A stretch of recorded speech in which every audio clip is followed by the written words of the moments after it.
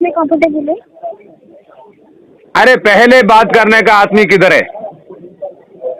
कौन सी लैंग्वेज है सर आपका? सर आपका कौन सा लैंग्वेज है वो बताइए। तमिल अल्ले मलयालम?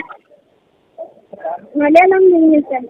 मलयालम मलयालम नहीं है सर, तेलुगु। मलयालम नहीं है। बाद में वो केरला का आदमी बॉस आप कैसे चले गया?